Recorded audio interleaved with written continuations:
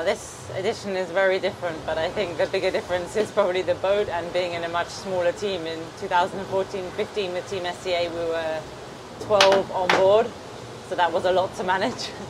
Now we're only 5. The biggest difference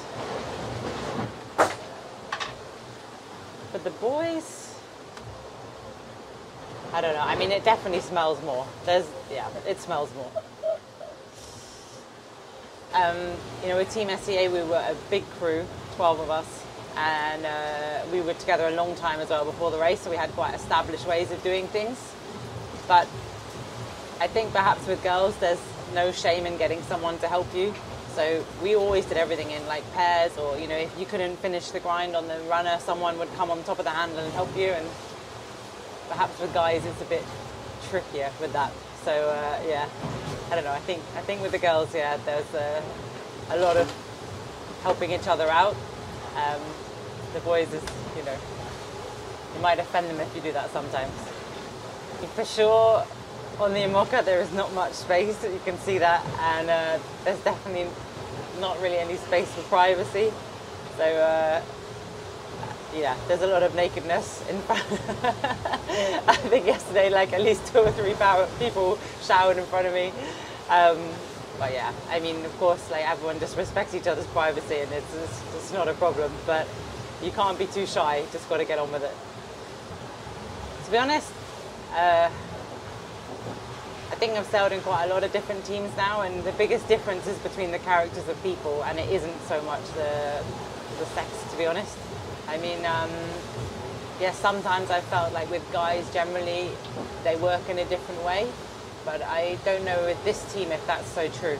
I think we have quite a good mix of characters, perhaps not your traditional sort of male personas, and yeah, so I think it depends very much on the person.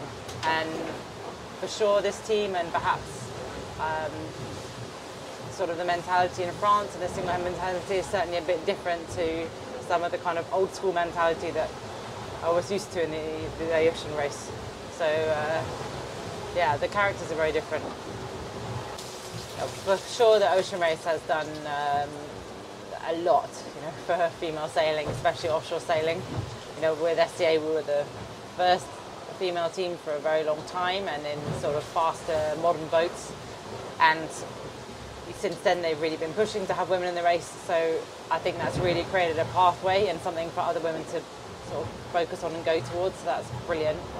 And I think now with the IMOCA there's a chance as well. I mean, there's less crew, so that sort of reduces possibilities in some ways, but in fact, yeah, this boat is very different.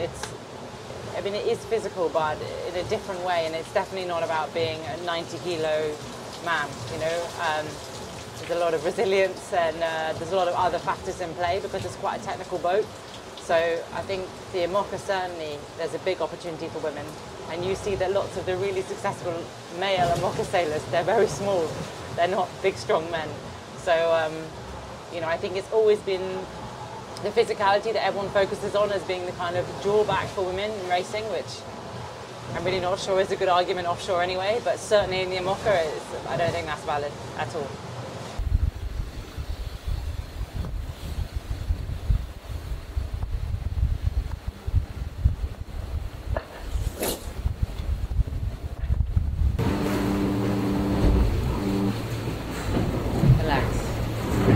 Step by step.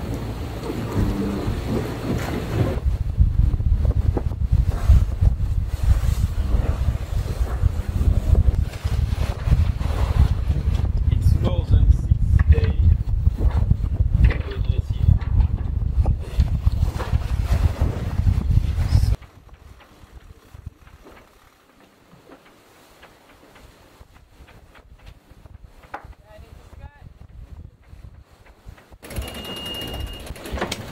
I'm on the main, okay?